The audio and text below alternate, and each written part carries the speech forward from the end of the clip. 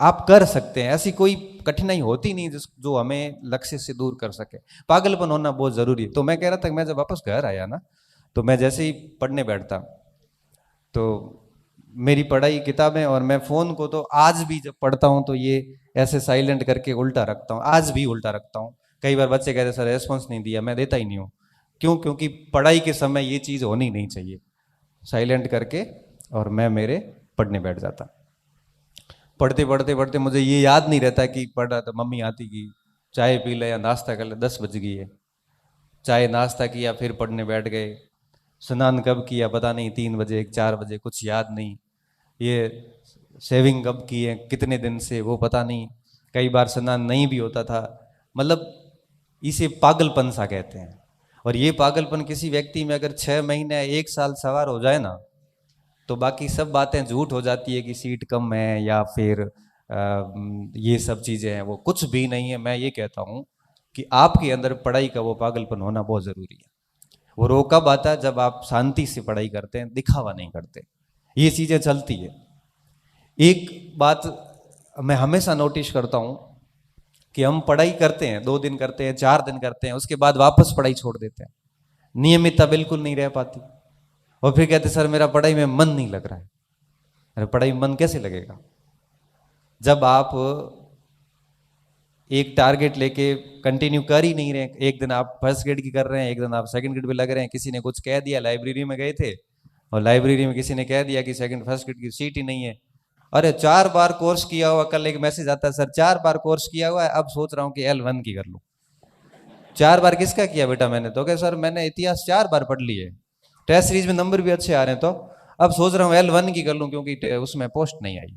तो फिर सिलेक्शन किसका होता है आखिर? पोस्ट तो बढ़ भी जाएगी। ये चीज़ें क्यों होती है? ये चीज़ें सिर्फ इसलिए होती है कि हमारी नियमितता होती नहीं है। हम यहाँ पे लाइब्रेरी में गए, लाइब्रेरी में जाने के बाद किसी के पास में नई किताबें 4 देख ली, हमारा मूड खराब हो गया कि वो ये पढ़ रहा है, मेरे पास तो अलग किताबें हैं, उसके पास तो उसके नोट्स है, मेरे पास तो ये नोट्स है, मेरे नोट्स में तो वो शब्द लिखा हुआ ही नहीं है, इसके नोट्स में तो पढ़ा है। इन चीज़ों में मत उलझिए। मैं कहता हूं कि सामग्री लिमिटेड रखिए पास में। और सामग्री सिलेक्शन के लिए इतना अधिक जिम्मेदार होती नहीं है। सिलेक्शन के लिए जिम्मेदार चीजें जो होती है उसे हम कहते हैं कि आप उस सामग्री को पढ़ते कैसे हैं। आप एक ही किताब आप मुझे दे दो और एक ही किताब आप ले लो, दोनों उन किताब को पढ़ते हैं, और उसके बाद आप देखना कि दोनों के जब मार्क्स आएंगे तो आपको क्या लगता है दोनों के नंबर सेम आएंगे? नहीं आएंगे। क्यों? क्योंकि उसको पढ़ने का जो हमारा तरीका है वो दोनों का ही अलग अलग है। इसलिए कहते हैं कि ये लाइब्रेरी में वगैरह में जाओ तो अकेले तैयारी करो, ये फालतू डिस्कशन मत करो किसी से। ये सबसे बड़ी समस्या आजकल के स्टूडेंट में देखने को मिलती है। थोड़ा धैर्य रखिए, सब्र रखिए, तभी जाके चीजें होती है। आपको अचानक से चाहिए होता है। और आपको पता है प्रगति तो हमेशा धीरे धीरे होती है। जल्दी तो क्या होता है? पतन। जल्दी हमेशा पतन होता है, प्रगति हमेशा धीरे धीरे होती है। एक दो लाइन आती है कि कह रहा है सौर ए दरिया को समुद्र का सुकून। शब्द है कि कह रहा है शौर ए दरिया को समुद्र का सुकून, कि जिसमें जितना ज़र्फ है वो उतना ही खामोश है। कि जिसमें जितना ज़र्फ है वो उतना ही खामोश है। मतलब ये होता है, दरिया का मतलब नदी और समंदर का मतलब आपको पता है ओशियन। दरिया हमेशा शोर करती है, नदियां आवाजें करती है, समुद्र में कोई आवाज नहीं आती। तो क्या कह रहा है कि सौर ए दरिया को पूछता है समुद्र का सुकून। समुद्र हमेशा कैसे रहता है? सुकून में। और गहरा कौन है? समुद्र। पानी किसके पास अधिक है? समुद्र के पास। लेकिन आवाजें कौन कर रहा है? दरिया। कि सौर ए दरिया को पूछता है समुद्र का सुकून, कि जिसमें जितना ज़र्फ है, जिसमें जितनी गहराई है, सहनशीलता है, वो उतना ही खामोश है। इसलिए कहता हूं कि ये आप खामोशी जो होती है ना, ये सबसे बेहतरीन इलाज होती है। पढ़ते जाइए, जितना ज़्यादा पढ़ेंगे, जितना ज़्यादा शांत रहेंगे, दुनिया से अलग रहेंगे, एक दिन अपने आप ही लाइमलाइट में आ जाओगे। एक दिन ऐसी पहचान स्थापित होगी कि कोई ज़्यादा कुछ करना नहीं पड़ता। आपको लगता होगा जैसे आप मेरे को देख रहे हैं या आपको लग रहा है कि ये व्यक्ति बना कैसे है, कुछ भी नहीं है। मैंने भी आपकी तरह 10वीं करी, मैंने भी आपकी तरह 12वीं करी, गवर्नमेंट स्कूल में करी, मैंने भी आपकी तरह बीए की, फिर मैंने भी बीएड की, मैं भी आपकी तरह तैयारी कर रहा था तो मैं भी मास्टर बन गया। फर्क इतना है कि मैंने बहुत चुनिंदा दोस्त रखे हैं, मेरे पास आज भी 4-5 दोस्ती है, और जिनको दोस्त बना के रखा और आज भी बने हुए और हर बात पे डिस्कस करते हैं, पढ़ाई करते हैं, किताबें पढ़ी, मेहनत करी, किसी भी निरर्थक फालतू फिजुल बहस में आज तक नहीं उलझे। जीवन बड़ा सरल रखा है, कोई नशा नहीं, कोई पता नहीं, साथ में रहने वालों ने नशे कर ली लेकिन कभी मजाल है कि किसी ने कुछ भी नशा करना सिखाया हो, कोई टेंशन नहीं।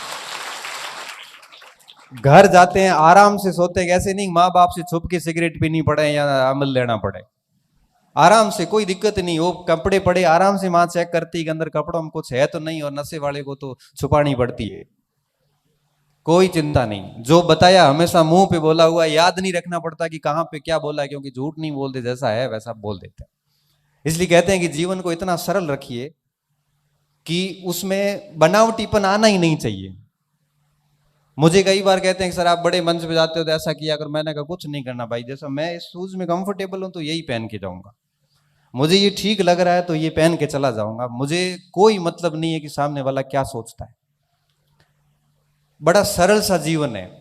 कॉलेज में जाता हूं, बच्चों से बहुत ही क्लोज होके बात करता हूं कि क्या दिक्कत क्या है, कोई ऐसा बनावटीपन मैं नहीं लाया। और मैं हमेशा इसलिए आपको भी कहता हूं कि बड़ा सरल जीवन रखिए अपना, क्योंकि देखो हर प्रकार के लोग आपको जीवन में मिलेंगे, आप जैसा जैसा जहां जहां जाओगे ना आपको अलग हर टाइप के लोग मिलते हैं। या सूरतगढ़ आके भी बाड़मेर के एक बच्चे का मुझे बाद में पता चलता है कि वो यहाँ आके स्मगलिंग करना शुरू कर गया। स्मगलिंग मतलब ये नशे पत्ते करना और उसका व्यापार करना शुरू कर गया। आया पढ़ने था। एक बच्चे के बारे में मुझे जब उसके बड़े भाई ने बताया कि सर इसको समझाओ, मैंने कहा समझा दूंगा, ले। मैंने सोचा कि उसको पढ़ाई समझ में नहीं आ रही है, या मैंने सोचा कि कोई मोबाइल्स में आजकल गेम आते हैं ऐसा कुछ खेल रहा है तो समझा देंगे, तो वो ले आया उसको। तो मैंने कहा संडे को आना, अपन फुर्सत में उस बच्चे को समझा देंगे तो पढ़ लेगा। मैंने सोचा कंफ्यूज है कि किसकी तैयारी करूं, तो आए वो 3-4-1 बजे शाम को आए, दोपहर में आए। मैंने कहा हाँ बता क्या हो, तो सर ये बेचता है वो पुड़िया उड़िया। मैंने हक है क्या, कहाँ से, तो सूरतगढ़ गया था और उसके बाद रास्ता भटक गया है और बुरी तरह से बिछड़ा हुआ है। मुझे सच में पहली बार पता चला कि यहां आने के बाद कुछ बच्चे ये भी करते हैं। इसलिए मुझे लगता है कि आप यहां सब घर बार छोड़ के यहां बैठे हैं तो मन में सोच के आए कि 1 या 2 साल में कहानी खत्म करके घर जाएंगे। कहानी खत्म ढंग से करनी है। कहानी खत्म का मतलब ये नहीं है कि बहुत दर्दनाक अंत हो उसका। कहानी ऐसी होनी चाहिए कि वापस जाने के बाद में साथी आपके कहें कि यार ये तो बहुत सामान्य व्यक्ति था और बहुत अच्छी जगह चला गया, और फिर रास्ते अपने आप। मैं आपको बताऊं, कोई भी व्यक्ति सोच के नहीं निकलता कि मैं आईएएस बनूंगा। मैंने मेरे जीवन में नहीं सोचा था कि मुझे इस प्रकार का मंच मिलेगा और मैं ऐसे मंच पे आके बोलूं। मैं बड़ा शर्मीले नेचर का व्यक्ति था। 12वीं तक तो ये हालात थे कि सर मुझे प्रार्थना के लिए भी आगे बुलाते थे, तब भी मेरा हाथ ऐसे करता था। मैंने कभी नहीं सोचा था कि ऐसा की चीजें होगी। मैंने इतना जरूर सोचा था कि सिविल सर्विसेज की प्रिपरेशन करूंगा या सेना में चला जाऊंगा, लेकिन वो दोनों चीजें स्वास्थ्य के साथ चली गई। मस्तिष्क में नहीं था कि इस हायर एजुकेशन में आएंगे और आप बच्चे मुझे सुनेंगे। सब डेस्टिनी ने तय कर रखा है आप कहां जाने वाले हो। बस बात यह है कि सब्र के साथ में तैयारी होते रहना बहुत जरूरी है। बस मेहनत करते जाओ। आप कहां पहुंचने वाले हो ये आपको नहीं पता। 4 पंक्तियां आती हैं, सुरेंद्र जी बोलते हैं तो मैं भी थोड़ी बोल लेता हूं कि ख्वाब जहां पलते हैं, ख्वाब तो आप समझते हो कि ख्वाब जहां पलते हैं मेरे, खबर वहां तक रखता हूं। ख्वाब जहां तक पलते हैं मेरे, खबर वहां तक रखता हूं। जमीन पर पांव है मेरे और नजर आसमान तक रखता हूं। जमीन पर पांव, क्योंकि डाउन टू अर्थ होना व्यक्ति को बहुत ज्यादा जरूरी है, और नजर आसमान पर रखता हूं। और मंजिल से भी वादा कर रखा है मैंने मिलने का। मंजिल से भी वादा कर रखा है मैंने मिलने का। और अब देखना यह होगा कि सब्र कहां तक रखता हूं, कि सब्र कहां तक रखता हूं, क्योंकि ये बहुत जरूरी होता है। 2 महीने में कई बार आपको रिजल्ट चाहिए होता है। मैं कई बार मेरे पास मैसेज आते, सर आपका कोर्स लिया है और 6 महीने में हो जाएगा क्या? 6 महीने में बेटा वैलिडिटी पूरी होगी और तो कुछ नहीं होगा। 6 महीने में कोर्स नहीं होता। क्यों? क्योंकि आप किताब से पढ़ो, चाहे आप कोर्स से पढ़ो, चाहे आप गाइड से पढ़ो, एक विषय अपना समय लेता है। आपको उसको दिमाग में डालने, वापस 4 से 5 बार रिवीजन करने में वक्त लगेगा। अगर 1-1.5 साल के लिए सब्र रख सको तो तैयारी करो। और आपको लगता है कि नहीं हमें 5 और 6 महीने में ही नौकरी चाहिए, तो बेटा वो पॉसिबल नहीं है। क्योंकि कोई भी विषय हो, चाहे पॉलिटिकल साइंस हो, चाहे हिस्ट्री हो, चाहे हिंदी हो, चाहे इंग्लिश हो, विषय अपना प्रॉपर समय मांगता है। और जब मैं कहता हूं कि आप बाड़मेर छोड़ के या जालोर छोड़ के या जोधपुर छोड़ के या नागौर छोड़ के यहां सूरतगढ़ आते हैं, तो आपको तो वहां से केसरिया करके आना चाहिए। केसरिया समझते हो? केसरिया का मतलब क्या होता है कि अब आर या पार। फिर ये घंटे काउंट नहीं होते 14 हुए कि 15 हुए। पूछते हो ना, मुझे बड़ा ऐसे दया सी आती है, क्रोध भी आता है। कहते सर कितने घंटे पढ़ूं? तो मैं कहूंगा कि 3 घंटे पढ़ना है, तो 3 घंटे पढ़ेगा। घंटे काउंट क्यों करने पड़ रहे हैं? जब वहां से घर से निकल ही गए हो तो ठीक से निकलो ना भाई। अब पता है कि जैसे खानवा के युद्ध में महाराणा सांगा निकले हैं और हसन खान मेवाती अगर निकला है तो ये सोच के निकला है कि हम जिंदा वापस आके भोजन करेंगे घर आके। वो ये सोच के निकले हैं कि यहां तो बाबर रहेगा या हम रहेंगे, बात खत्म। और फिर युद्ध भी उस स्तर का होता है, और युद्ध उस स्तर का होता है, फिर परिणाम भी उस स्तर के आते हैं। और 400-500 साल बाद में भी हम याद करते हैं। इसलिए कहते हैं कि जब घर से निकल ही गए हैं तो मुझे लगता है कि ना घंटे काउंट करने चाहिए, न पोस्ट काउंट करनी चाहिए, न कंपटीशन कितना मार्केट का ये देखना चाहिए। हमें सिर्फ ये देखना है कि आप कितने रेडी है। मैं आपको 5 प्रश्न पूछ लूंगा और क्या आप मुझे उत्तर देने में सक्षम है? कई बार मैं बच्चों से बात करता हूं, तैयारी है पूरी? हाँ तैयारी पूरी है। प्रश्न पूछूं? प्रश्न नहीं पूछना। क्यों? तो तैयारी कैसी पूरी है? कॉन्फिडेंस तो ये होना चाहिए ना कि तैयारी पूरी है, पूछ सकते हो, आप कहीं से भी पूछ सकते हो। मैं इंटरव्यू देने गया कॉलेज लेक्चर प्रोफेसर का, तो उन्होंने जाते ही पूछा कि कौन सा भाग तैयार करके आए हो। यद्यपि मैंने राजस्थान इतिहास और विश्व इतिहास नहीं पढ़ा था क्योंकि इतना टाइम मिला नहीं था, इंडियन हिस्ट्री पढ़ के गया था। मैं सर सारा ही तैयार है। कॉन्फिडेंस तो रखो, सारा ही तैयार है। नहीं आएगा तो मना करते हैं, अपराध थोड़ी है। तैयार तो है, तो परीक्षा पास हुई है। कहां से पूछे? मैं जैसा भी आपको ठीक लगे। तो आधुनिक से पूछ लें? हाँ सर वही पढ़ा हुआ था। मन में सोचा वही पढ़ा हुआ है।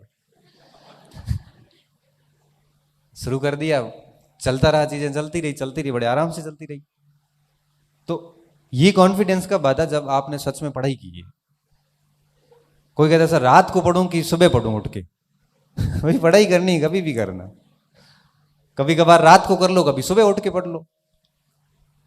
लेकिन बात यह है कि हम पढ़ रहे कि नहीं पढ़ रहे। यहां पे आके पंचायती कर रहे हैं क्या? यहां पे आके पुस्तक भंडार पे, लाइब्रेरी के अंदर या 4 रूम लिए और बीच में बैठ के आराम से अगर आप पंच बने हुए हैं तो मान के चलना कि आप अपनी असफलता की कहानी उस जगह बैठे बैठे लिख रहे हैं।